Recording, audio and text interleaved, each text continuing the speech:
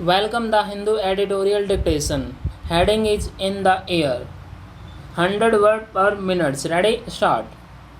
The Centers for Disease Control and Prevention is revising its guidelines to acknowledge the spread of the novel coronavirus through aerosols and to point in inhalation of particles as a common way the virus separates.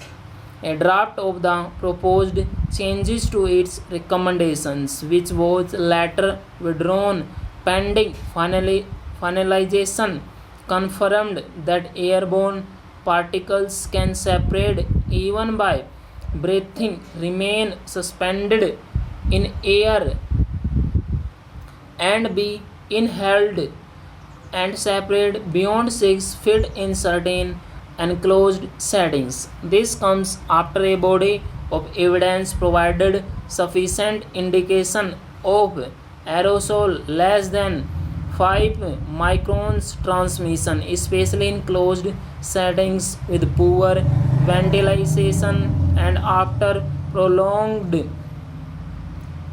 contact with an infected person. In February, researchers from the Wuhan Institute of Virology in a paper published in Nature first proposed airborne transmission.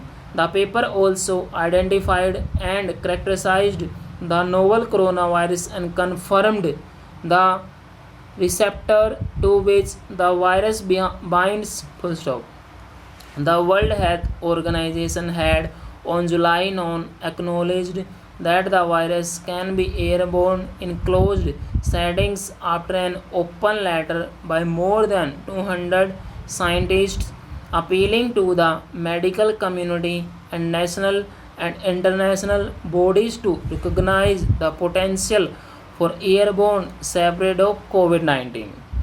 Beginning with the crush ship Diamond Princess, large outbreaks have been documented in churches in South Korea and Singapore, prisons, old age homes, ski resorts in Australia, and even choir practice in a church in Mount Vernon, Washington, providing strong evidence of aerosol transmission in certain closed settings early during the pandemic.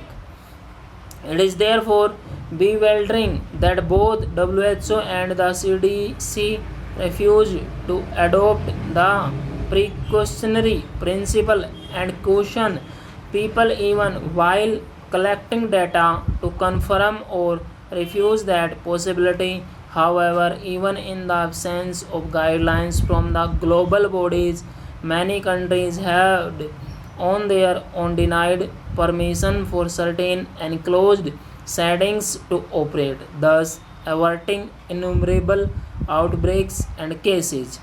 With aerosol transmission now being confirmed and its separate to distances beyond 6 feet, also known the only way to prevent infection till such time and probably even when vaccines become available is through universal masking. Timely cautioning by global bodies of an aerosol transmission possibility might have encouraged universal mask wearing early on, thus preventing thousands of cases.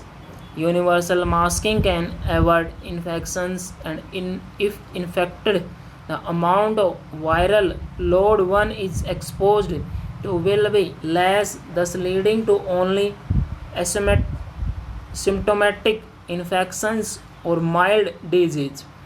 Unlike Diamond Princess, universal masking in another ship led to 81% of infection being symptomatic. There have been similar results in other cases where universal masking was practiced, with aerosol transmission now being established as a common way of separate in certain settings. The best way to avoid getting infected is by staying clear of crowded closed settings that have poor ventilation. Full stop.